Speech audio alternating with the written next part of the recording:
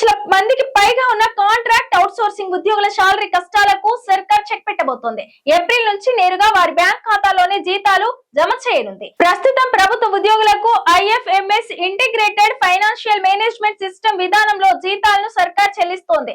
Contract outsourcing ఉద్యోగులకు సైతం ఇదే పద్ధతిలో మధ్యవర్తుల, ప్రైవేట్ ఏజెన్సీల ప్రమేయం లేకుండా అత్యంత పారదర్శకంగా జీతాలు చెల్లించాలని ఆర్థిక శాఖ నిర్ణయం తీసుకుంది. అయితే ప్రస్తుత ఐఎఫ్ఎంఎస్ లోనే ప్రత్యేక ఆప్షన్ ఇచ్చి వీరికి శాలరీలు జమ చేయడమా లేదంటే వీరి కోసం ప్రత్యేక వెబ్ పోర్టల్ రెడీ చేయడమా అనే దానిపై ఆర్థిక శాఖ కసరత్తు చేస్తోంది. ఇప్పటి వరకు కాంట్రాక్ట్ అవుట్సోర్సింగ్ ఉద్యోగుల జీతాలు వారి హెచ్ఓడీలు లేదంటే ఏజెన్సీలకే సర్కార్ జమ చేస్తోంది. దీనివల్ల ఉద్యోగుల జీతాల్లో కోతలు పెట్టడంతో పాటు భారీ అక్రమాలు జరుగుతున్నట్టు తేలడంతో ప్రభుత్వం ఈ నిర్ణయం తీసుకున్నట్లు తెలుస్తోంది. పూర్తి స్థాయిలో అమలు చేయాలని ప్రభుత్వం నిర్ణయించింది. ఈ విప్లవాత్మక మార్పుతో లక్షలాది మంది ఉద్యోగుల కష్టార్జితం ఇకపై మధ్యవర్తుల పాలు కాకుండా నేరుగా వారి చేతికి అందనుంది.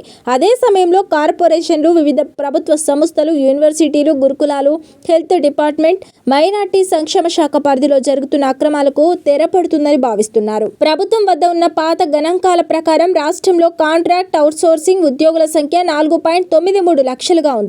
కానీ ప్రతి ఒక్కరి వివరాలను ఆధార్తో అప్డేట్ చేయాలని, అలాగైతేనే ఈ నెల జీతాలు ఇస్తామని ఆర్థిక శాఖ స్పష్టం చేసింది. ఈ క్రమంలోనే ఉద్యోగుల సంఖ్య గతంలో అనుకున్న దానికంటే కాస్త పెరిగి ప్రస్తుతం 5 లక్షలు దాటింది. కొత్తగా గ్రామాల్లో పనిచేసే మల్టీపర్పస్ ఉద్యోగుల వివరాలు చేర్చడంతో ఈ సంఖ్య పెరిగింది. ఇన్నాళ్ళు కాంట్రాక్ట్ అవుట్సోర్సింగ్ సిబ్బందికి జీతాల పంపిణీలో ఏజెన్సీలదే పైచేయిగా ఉంటూ వచ్చింది. ప్రభుత్వం నిధులను నేరుగా ఏజెన్సీల ఖాతాల్లో వేయడంతో వారు ఉద్యోగులకు ఇచ్చే వేతనాల్లో భారీగా కోతలు విధిస్తున్నట్లు తేలింది.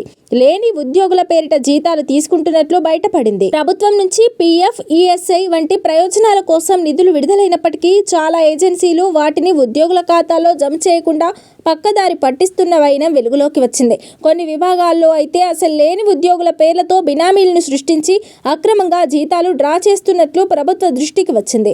ఈ అడ్డగోలు దోపిడీకి అడ్డుకట్ట వేసేందుకే ప్రభుత్వం నేరుగా శాలరీ బదిలీ విధానాన్ని ప్రవేశపెట్టబోతోంది.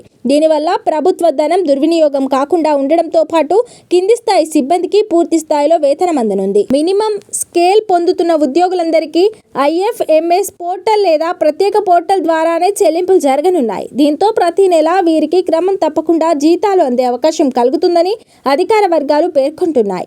ఏజెన్సీల జాప్యం వల్ల నెలల తరబడి వేతనాల కోసం ఎదురు చూడాల్సిన దుస్థితి పోనుంది. జీతాలు నేరుగా పడడం వల్ల కేవలం నగదు అందడమే కాకుండా ఉద్యోగుల సామాజిక భద్రతకు కూడా గ్యారెంటీ ఉంటుంది.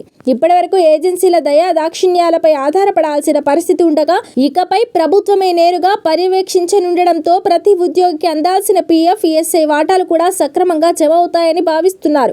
దీనివల్ల భవిష్యత్తులో వారికి ప్రమాద బీమా లేదా ఇతర ఆరోగ్య ప్రయోజనాలు పొందేటప్పుడు ఎలాంటి ఇబ్బందులు తలెత్తవని చెప్తున్నారు. కాగా ప్రభుత్వ నిర్ణయంపై కాంట్రాక్ట్ అవుట్సోర్సింగ్ ఉద్యోగుల్లో హర్షం వ్యక్తమవుతోంది. ఈ విధానంలో భాగంగా డిపార్ట్మెంట్ల వారీగా ప్రతి ఉద్యోగి పూర్తి సమాచారాన్ని ప్రభుత్వం సేకరించి కంప్యూటరీకరిస్తోంది. పేరు, Aadhaar number, mobile number, bank ఖాతా వివరాలను ఒకే గొడుగు కిందికి తెస్తోంది.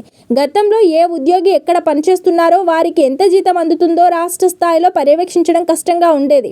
ఇప్పుడు పటిష్టమైన డిజిటల్ డేటాబేస్ సిద్ధం కావడంతో ఒక్క క్లిక్తో రాష్ట్రంలోని ఏ మూలన ఉన్న ఉద్యోగి వివరాలైనా తెలుసుకునే వెసులుబాటు కలిగింది.